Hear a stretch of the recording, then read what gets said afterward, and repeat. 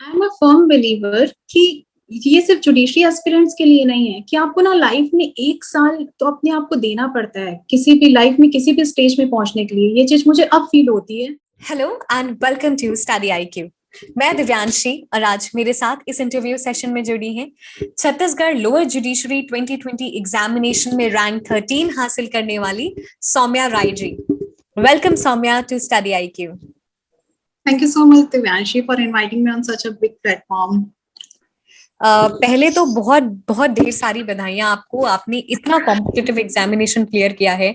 इस बार सिर्फ 32 सीट्स ही निकली थी and you are able to manage your name in the list and you're going to serve a lot of people and you'll be doing a lot of justice to people. So we hope. Even मुझे भी expected नहीं था कि list में नाम आ जाएगा, but luckily अगर हम इस एग्जामिनेशन की बात करें तो बहुत ही कॉम्पिटिटिव एग्जामिनेशन है, बहुत ही एस्पिरेशनल एग्जामिनेशन है। लॉट ऑफ पीपल एस्पायर लेकिन few make to the final list. आपकी जर्नी कैसे शुरू हुई? मेरा कोई ऐसा चाइल्डहुड ड्रीम तो नहीं था जुडिशरी का। हाँ, मैंने लॉ ग्रेजुएट करने के बाद अपने ऑप्शंस देखे and like every judiciary pass out student की सबका रहता है क्या करना है यार अब, एंड सबके पास ऑप्शंस होता है एक जुडिशरी एग्जाम देने का। तो उसके बाद मैंने बिना प्रिपरेशन के एक अटेम्प्ट दिया था just after my graduation and तब मेरा 2-3 मार्क्स से प्रीलिम्स रह गया था। तो फिर मुझे लगा कि हाँ I can give it a try. फिर घर वालों का भी तो था कि बेटा करो, सिविल जुडिशियल है, गवर्नमेंट जॉब है, काफी अपॉर्चुनिटीज रहती है इसमें और सिक्योर जॉब थी बेसिकली फॉर गर्ल्स। तो उसके बाद फिर मैंने एक फुल फ्लेज प्रिपरेशन के साथ अटेम्प्ट दिया and I made it to the list. Soumya, जैसे आपने बताया कि ये चाइल्डहुड ड्रीम नहीं था बट इवेंचुअली घर वालों के मोटिवेशन से आप इस एग्जामिनेशन प्रक्रिया में आई। मैं जानना चाहती हूँ वो थॉट प्रोसेस जब आप इस एग्जामिनेशन में आ रही थी, क्योंकि बहुत सारे लोग आपसे रिलेट कर सकते हैं। बहुत सारे लोग इनिशियली नहीं डिसाइड करते लेकिन लेटर स्टेजेस में डिसाइड करते। तो क्या माइंडसेट के साथ इस एग्जामिनेशन में आना चाहिए? माइंडसेट जैसे मैं अपना बताऊं तो मैंने जो फर्स्ट अटेम्प्ट दिया था तब आई वाज नॉट श्योर कि मुझे सच में जुडिशरी में जाना है। तो मेरा ऐसा था कि चलो एक अटेम्प्ट दे देती हूँ।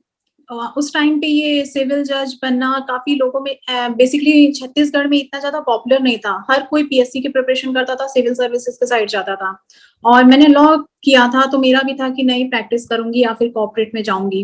मेरा कॉलेज भी कोई इतना अच्छा था नहीं, कोई NLU था नहीं तो कि मुझे कॉर्पोरेट अच्छी अपॉर्चुनिटी मिलती। तो उसके बाद फिर मैं छत्तीसगढ़ जब आई, मैंने लॉ ग्रेजुएट नागपुर यूनिवर्सिटी से किया था, महाराष्ट्र से।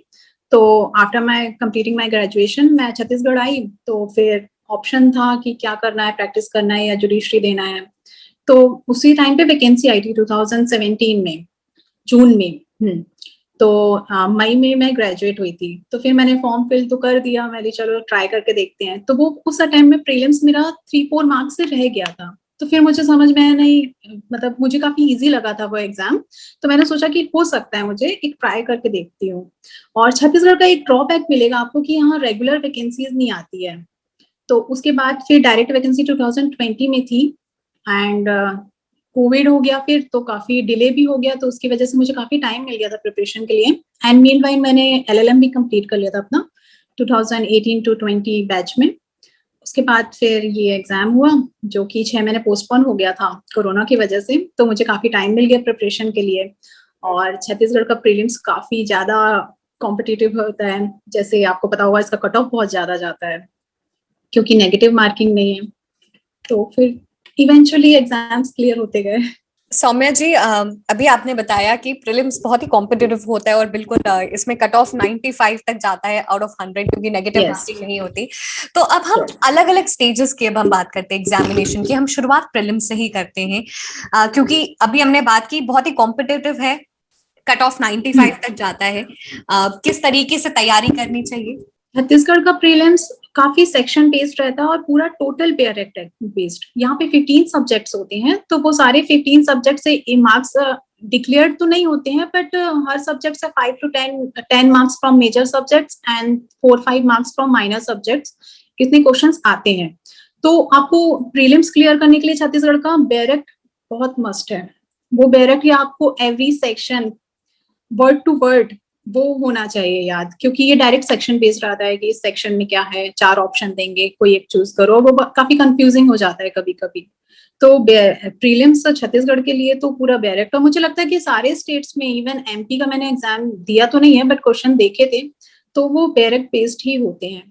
और एक दो केस लॉज आ जाते हैं, रिसेंट केस लॉज, तो वो अपडेट रहना पड़ता है। सौम्या, जैसे आपने अभी मेंशन किया कि जो बेयर एक्ट्स हैं वर्ड टू वर्ड याद होने चाहिए, प्लस जो केस लॉज हैं, जो रीसेंट केस लॉज हैं वो भी आते हैं। मैं जानना चाहती हूँ आपसे कि किस तरीके से पढ़ना है केस लॉज को भी और बेयर एक्ट्स को भी। इस टाइम पे ये वाले जब मैं एग्जाम कर रही थी तो मेरी स्ट्रेटेजी थोड़ी डिफरेंट थी। मैंने ना लिंकिंग मेथड ट्राई किया था। जैसे बहुत सारे सेक्शंस होते हैं, आईपीसी सीआरपीसी एविडेंस कनेक्ट करके पढ़ते हैं, मैं वैसे पढ़ती थी। सब्जेक्टिव क्वेश्चंस बना के डायरेक्ट के, सपोज वुमेन, तो वुमेन रिलेटेड जितने भी प्रोविजंस होते थे सीआरपीसी में, आईपीसी में, एविडेंस में, तो ये सारे को मैं कनेक्टेड करके पढ़ती थी। तो काफी लिंकिंग अच्छा हो गया था मेरा। और मेन सेक्शन तो सबको याद रहते हैं। आपको मतलब एक ही फंडा है डायरेक्ट को याद करने का कि रिवीजन रिवीजन रिवीजन, बस। उसके बिना कोई शॉर्टकट नहीं है डायरेक्ट को याद करने के सेक्शंस। और मुझे काफी टफ लगता था सेक्शंस याद करना। मुझे लगता था यार ये रटने वाला सिस्टम है, मुझसे नहीं हो पाएगा। लेकिन फिर धीरे धीरे पढ़ते पढ़ते आ गया वो मुझे। और ये लिंकिंग मेथड जो मैं बता रही हूँ वो काफी मुझे हेल्पफुल हुई।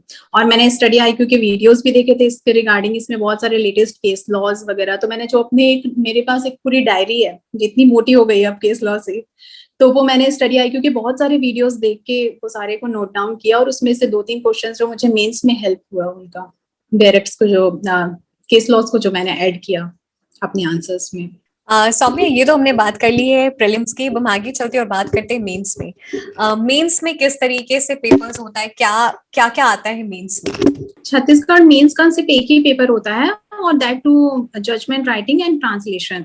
इसमें 2 जजमेंट राइटिंग आती है, एक civil judgment writing and criminal judgment writing. And वो 40-40 मार्क्स के होते हैं, और 10-10 मार्क्स का ट्रांसलेशन आता है। तो इसको काफी इजी भी कह सकते हैं, लेकिन ये काफी टफ भी जाता है, क्योंकि सिर्फ एक ही पेपर होना है। This will make you to the list or break you to the list. तो ये थोड़ा टफ भी जाता है लोगों को। और अगर जजमेंट राइटिंग आपकी काफी अच्छी है तो फिर तो सिलेक्शन हो ही जाता है। तो उसके लिए एक फॉर्मेट फॉलो करना पड़ता है। जैसे जो मैंने किया था कि मैंने छत्तीसगढ़ के लोअर जुडिशरी के जो जजमेंट्स होते हैं, जो मेरे सीनियर जजेस के द्वारा पास किया गया था, तो मैं उनके फॉर्मेट्स निकाल के एक स्टैंडर्ड फॉर्मेट में रख ली थी अपने पास कि नहीं, मुझे यही फॉलो करना है। और उसके बाद काफी पेट क्वेश्चंस हैं छत्तीसगढ़ में मेंस के लिए, कि थेफ्ट हो गया, सपोज डकैती हो गई, फोर्जरी हो गई। ये सारे केसेस हर 2-3 साल में रिपीट होते थे। मैंने पास्ट ईयर पेपर का ट्रेंड देखा था, तो ये सारे मैंने खूब रिवाइज किया था। अब तो याद नहीं है मुझे लेकिन उस टाइम पे रहता था कि मैं दिन में 3-4 जजमेंट्स तो लिखती ही लिखती थी। और फिर ट्रांसलेशन रहता था, तो ट्रांसलेशन डायरेक्ट से ही डेली में एक पैराग्राफ फॉलो करती थी, Hindi to English, English to Hindi. तो वो काफी हेल्प हुई मुझे। और यू वोंट बिलीव कि मैंने मेंस में जो क्वेश्चन पेपर में आया था ट्रांसलेशन, वो मैंने अपने प्रैक्टिस के टाइम पे सॉल्व किया हुआ था। अब वो मुझे याद नहीं कि मैंने वो कहाँ देखा था, बट एग्जैक्ट वो पैरा और वो इधर पे आ गया था एग्जाम में। तो काफी राइटिंग की थी, तो उसकी वजह से काफी हेल्प मिली। आप जितना ज्यादा प्रैक्टिस करते हैं उतना ही आपके लिए बेनिफिशियल है। और जैसे सौम्या जी के केस में तो वो चीज आ ही गई थी जो उन्होंने प्रैक्टिस की थी, आ ही गई थी, एग्जैक्ट वर्ड टू वर्ड थी वो। तो वो मुझे मतलब देखना भी नहीं पड़ा क्वेश्चन पेपर, बस मैं लिखते गई। सौम्या जी, जो नए हैं इस एग्जामिनेशन की तैयारी कर रहे, उनको किस तरीके से, किन खास बातों का ध्यान रखना है? क्योंकि अगर हम छत्तीसगढ़ लोअर जुडिशरी की बात करें तो पैटर्न काफी अलग है और स्टेट्स के जुडिशरी के कंपैरिजन में। मुझे पर्सनली लगता है कि सारे ऑल ओवर इंडिया में सबसे इजी एग्जाम छत्तीसगढ़ का होता है। 100 मार्क्स का प्रीलिम्स होना है, उसमें नेगेटिव मार्किंग नहीं है। बट अगर आपको पैटर्न समझना है तो थोड़ा पास्ट ईयर पेपर्स फॉलो करना चाहिए, क्योंकि जो मैंने ऑब्जर्व किया छत्तीसगढ़ में, मुझे लगता है 20-30% क्वेश्चन रिपीट होते हैं। प्रीलिम्स के बता रही हूँ मैं। तो प्रीलिम्स में मतलब हर बार मुझे 10-12 क्वेश्चंस ऐसे मिलते थे कि जो पहले के रिपीट हो चुके थे। तो एक पैटर्न समझ में आ जाता है कि क्या डिमांड है एग्जामिनर की। और उसके बाद फिर डायरेक्ट सेक्शन बेस्ड रहते हैं। जैसे मैंने कहा कि आपको डायरेक्ट काफी अच्छे से थॉरोली पढ़ा होना चाहिए, तो फिर प्रीलिम्स काफी इजी हो जाता है क्लियर करने के लिए। और प्रीलिम्स ही फर्स्ट स्टेप है बिगिनर्स के लिए। तो जैसे प्रीलिम्स हो जाएगा, काफी टाइम मिलता है मेंस के लिए, मैंने जो स्ट्रेटेजी फॉलो की थी, मैंने पूरा प्रीलिम फोकस किया था क्योंकि मैं श्योर नहीं थी कि मुझसे हो पाएगा कि नहीं हो पाएगा क्लियर। तो मैंने और मेंस की प्रिपरेशन भी मैंने प्रीलिम्स के बाद की थी। काफी टाइम मिल जाता है, 3-4 महीना will be sufficient for the judgment writing practice. Saumya ji, ये तो प्रीलिम्स और मेंस की बात हो गई। अब हम चलते हैं और बात करते हैं जो तीसरा स्टेज है इंटरव्यू का। उसमें आपका कैसा एक्सपीरियंस था, कैसे क्वेश्चंस पूछे जाते हैं और कैसे खास तैयारी करनी चाहिए? इंटरव्यू तो मेरा बहुत अच्छा गया था और बहुत एक्सपेक्टेड गया था। जैसे हर कोई इंटरव्यू की प्रिपरेशन करते हैं, हमारे टाइम पे कोविड चल रहा था तो हमारे पास कोई क्लासेस का ऑप्शन नहीं था, ऑनलाइन भी ज्यादा कुछ हेल्प नहीं मिल रही थी क्योंकि हमको मॉक इंटरव्यूज करने पड़ते थे और सब अपने अपने घर पे थे तो किसी के पास ऑप्शन नहीं था मॉक्स का। तो जो मैंने किया था इंटरव्यू में, एक करना चाहिए कि एक सेट ऑफ क्वेश्चंस जो आप एप्लीकेशन फॉर्म फिल कर रहे हैं ना, उससे एक सेट ऑफ क्वेश्चंस निकाल लेना चाहिए। और मेरा इंटरव्यू 80% एक्सपेक्टेड गया था, जो मैं सोच के गई थी कि हाँ ये क्वेश्चन मुझसे पूछ सकते हैं, और एग्जैक्टली 80% क्वेश्चन वही थे। अब इसका बेनिफिट ये कह सकते हैं कि मेरा इंटरव्यू जिस लास्ट डे था, 14 अगस्त मेरा इंटरव्यू डेट था एंड 14 अगस्त को ही नाइट में रिजल्ट आ गया। तो मेरा इंटरव्यू काफी अच्छा गया था और मेरे क्वेश्चन मोस्टली, यहाँ पे 3 पैनल के जजेस बैठते हैं, 3 लोग रहते हैं एक पैनल में। तो एक हाई कोर्ट जज होते हैं, एक पीएससी मेंबर होती है और एक असिस्टेंट प्रोफेसर होते हैं। तो उन्होंने मतलब 80% क्वेश्चन तो मेरे एप्लीकेशन बेस्ड ही पूछा, और जो मैं बहुत अच्छे से प्रिपेयर करके गई थी कि बस कुछ भी पूछ लो मैं तो आंसर दे दूंगी मेरे एप्लीकेशन बेस से। तो उन्होंने काफी क्वेश्चन मेरे हॉबी से रिलेटेड पूछा और मेरा स्कूलिंग मैंने वहां से क्यों किया। जैसे मैं छत्तीसगढ़ की हूँ और मैंने अपना कॉलेज नागपुर महाराष्ट्र से किया, तो महाराष्ट्र क्यों गए आप, छत्तीसगढ़ में अच्छे कॉलेज नहीं थे क्या। फिर बहुत पेट क्वेश्चन है कि वाई जुडिशरी, प्रैक्टिस भी तो कर सकते थे, प्रैक्टिस क्यों नहीं किया। तो ये सब के मैंने काफी अच्छे आंसर दिए क्योंकि मुझे लगता है। तो और लॉ के क्वेश्चंस थे वो बहुत बेसिक थे। जैसे हमारे यहाँ छत्तीसगढ़ में ट्रेंड जो मैं 2-3 साल से सुन रही हूँ ना, यहाँ पे वुमेन रिलेटेड, अगर if you are a women, आपसे वुमेन रिलेटेड क्वेश्चंस आने ही आने हैं इंटरव्यू में, कि whether it be from CPC, CRPC और एविडेंस और आईपीसी। तो मुझसे डायरेक्ट एविडेंस के सेक्शन बेस्ड क्वेश्चन पूछे गए थे। जैसे उन्होंने पूछा था सेक्शन 113 ए एंड बी बताइए, तो पढ़ा हुआ था, एज एक्सपेक्टेड था। फिर उनका एक क्वेश्चन था डोमेस्टिक वायलेंस पे। हमारे सिलेबस में डोमेस्टिक वायलेंस नहीं है, but just because it is a women related provision, तो उन्होंने वो क्वेश्चन पुट किया, मैंने अच्छा आंसर दिया था। और एक मैं अपना शेयर करना चाहूंगी कि हॉबीज काफी जरूरी होती है। जैसे हमारे एप्लीकेशन फॉर्म में होता है ना, और ज्यादा कंटिन्यू हो रहा है क्या, रुक रुक के बोलो, ठीक है ना। तो जैसे हमारे यहाँ ना ये होता है कि बहुत लोग ऐसा करते हैं कि हॉबी वाला सेक्शन छोड़ देते हैं। तो मैंने काफी अपने जो मेरे सीनियर जजेस हैं उनसे कंसल्ट किया था कि हॉबी क्या लिखूं, क्योंकि हॉबी, हमारी जो हॉबी है वो तो ठीक है, बट उससे रिलेटेड हमको आंसर करते आना चाहिए ना। Suppose you are writing cricket as your hobby, तो वो वहां पे पूछ लेंगे कितने टाइप के आउट होते हैं, आपको वो पता होना चाहिए। तो वो बहुत सोच समझ के फिल करना पड़ता था। तो काफी एस्पिरेंट्स जो ऐसे थे, जो मेरे फेलो कलीग्स थे, उन लोगों ने हॉबी का सेक्शन छोड़ दिया था। मुझे ऐसा लगता है कि नहीं छोड़ना चाहिए, क्योंकि किसी ने मुझे बताया था सीनियर में कि जब हम लोग की ट्रेनिंग होती है ना, तो हमको बहुत स्ट्रेस दिया जाता है कि you need to follow any one hobby, क्योंकि ये जुडिशियल सर्विस इतनी ज्यादा हेक्टिक होने वाली है। आप 10 to 5, 10 to 7 आपको कोर्ट्स में बैठे रहना है, तो वही सारे केसेस, वही सारे क्राइम रिलेटेड केसेस आने वाले हैं, तो कुछ माइंड फ्रेश करने के लिए होना चाहिए। तो मैं बहुत सोची क्या करूं क्या करूं, फिर मैं छोड़ दी, मैं बोली जो हॉबी है मैं वही लिखूंगी। तो मैंने कुकिंग एंड ट्रैवलिंग मैंने डाला था अपनी हॉबी। तो एक्सपेक्टेड क्वेश्चन था कुकिंग से रिलेटेड। उन्होंने मुझसे एक डिश का नाम बोला कि डिश का नाम बता रहे हैं, आप बताइए कहाँ की है। मैं बोली ठीक है सर। तो उन्होंने डिश का नाम बोला। अब मेरे को पता नहीं था उसके बारे में, तो मैंने रिपीट किया सर ये डिश, तो बोलते हाँ। तो मैं sorry sir, I am not aware. तो उन्होंने खुद ही आंसर दिया कि ये एक फिश से, मुझे नाम नहीं याद है अभी भी उसका तो वो कुछ एक बंगाली डिश थी। तो उनको लगा actually Soumya Rai, I am not Bengali, उनको लगा कि मैं बंगाली हूँ, तो उन्होंने एक बंगाली डिश का नाम बोला था। तो मुझे नहीं पता था, तो मैंने सॉरी बोल दिया। और उसके बाद फिर नेक्स्ट क्वेश्चन था ट्रेवलिंग के लिए। तो उन्होंने काफी छत्तीसगढ़ के प्लेसेस के बारे में पूछा, कहाँ कहाँ घूमी है, कहाँ कहाँ जान गई हुई हैं आप। तो वो भी मैं काफी प्रिपेयर करके गई थी तो अच्छा गया था इंटरव्यू।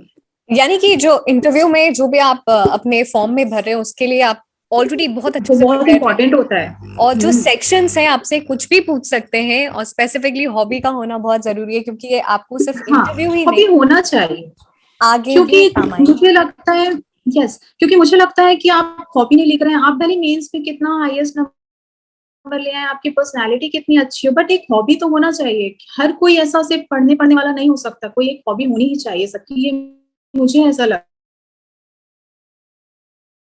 लेकिन बहुत लोग ऐसा करते हैं कि उसको छोड़ देते हैं ब्लैंक, की क्वेश्चंस ना आ जाए कुछ ऐसा, तो ऐसा नहीं करना चाहिए मुझे लगता है। ये चीज मैंने एक्सपीरियंस किया, और अगर मैं हॉबी नहीं लिखती तो क्या पता मेरे 4-5 क्वेश्चंस ऐसे ही कट हो जाते। और मैंने अपनी हॉबी को फॉलो भी किया था। बिल्कुल सौम्या जी अपने इंटरव्यू एक्सपीरियंस जैसे शेयर कर रही है कि एक हॉबी होना बहुत जरूरी है, क्योंकि वो आपको खाली एग्जामिनेशन स्ट्रेस से ही नहीं दूर रखेगा, बल्कि जो आपके आने वाली जॉब है उसके भी स्ट्रेस से दूर रखेगा। इसलिए it's lot of emphasis is put upon what is your hobby. Yes, जैसे मैंने अपनी hobby even after clearing my prelims and between my mains, मेरी हॉबी जैसे कि ट्रैवलिंग है, तो मैं बीच में स्ट्रेस रिलीज करने के लिए जस्ट, तो मैं बीच में ट्रिप्स पे भी जाती थी, कि वो मोनोटोनस जर्नी नहीं हो जाना चाहिए। लोग बहुत इसको हेक्टिक बना लेते हैं, बहुत प्रेशर में आ जाते हैं। मुझे नहीं लगता कि ऐसे कोई भी एग्जाम क्लियर किया जा सकता है। तो एक बैलेंस बना रहना चाहिए। Saumya ji, we are very glad कि आप इस इंटरव्यू सेशन में जुड़ी। Saumya ji, how study IQ has been part of your journey? जैसे कि मैंने बताया कि हमारा मेंस एंड इंटरव्यू कोविड के टाइम पे हुआ था, तो हमको कुछ ऑनलाइन या ऑफलाइन कुछ क्लास नहीं मिल रही थी, तो मैंने यूट्यूब पे मैं सर्च करते रहती थी कंटिन्यूअसली कि इंटरव्यू रिलेटेड कुछ मिल जाए। तो स्टडी आईक्यू में काफी सारे वेस्ट बंगाल जुडिशरी एंड बाकी जुडिशरी के वीडियोस अपलोडेड थे, तो उनके थ्रू मैंने काफी रिसेंट केस लॉज हो गए, या एक क्या स्ट्रेटेजी फॉलो करना चाहिए इंटरव्यू में, जैसे आपके एटिकेट्स बहुत मैटर करते हैं।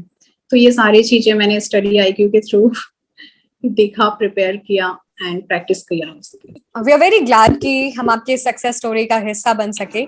Saumya ji, we are coming to the end of the interview. कुछ फाइनल टिप्स, सजेशंस आप सभी एस्पिरेंट्स को देना चाहती हैं जो छत्तीसगढ़ जुडिशरी की प्रिपरेशन कर रहे? I am a firm believer कि ये सिर्फ जुडिशरी एस्पिरेंट्स के लिए नहीं है, कि आपको ना लाइफ में 1 साल तो अपने आप को देना पड़ता है किसी भी लाइफ में किसी भी स्टेज में पहुंचने के लिए। ये चीज मुझे अब फील होती है कि अगर आप सपोज, हर कोई एक्सपीरियंस किया होगा, 12th के बाद अगर 1 साल मेहनत करेंगे तो आपको बहुत अच्छा कॉलेज मिल जाएगा, मे बी आप फ्लैट क्लियर करके कोई अच्छा एनएलयू ले लेंगे, या फिर आफ्टर ग्रेजुएशन 1 साल तो ट्राई करना चाहिए, जो भी आप परस्यू करना चाहते हैं, अपने ड्रीम्स फॉलो करना चाहते हैं उसके लिए डेडिकेटेड 1 ईयर। उसके बाद फिर आप बैकअप रखिए, जैसा करना है कुछ और, अगर वो नहीं हो पाया तो कुछ और कर सकते हैं, बट 1 साल तो ट्राई देना ही चाहिए। और जैसे कि मैं जुडिशरी एस्पिरेंट थी और मैंने जुडिशरी क्लियर किया है, तो मैंने भी यही किया था। ये मेरा लास्ट अटेम्प्ट था, although this was my second attempt, but मैं लास्ट अटेम्प्ट दे के ही उसको रिगोरसली उसके लिए प्रिपेयर किया मैंने, and I made it to the list। तो हर किसी को ये करना चाहिए। Ending it on a very beautiful note, और शायद जिस तरीके से सौम्या जी ने अपने लास्ट लाइन में इनलाइटन किया कि if you have to become something, अगर आप 1 साल इन्वेस्ट भी करें तो it's not wasting but you are investing. ये बहुत जरूरी है, और ये 1 साल अगर आप रिगुलसली रिलीजियसली इन्वेस्ट करते हैं तो you will be the person you actually aspire to be, and you'll be ready to inspire a lot. Thank you once again for joining us, Soumya ji. Thank you so much. Wish you good health. Thank you so much. Same to you.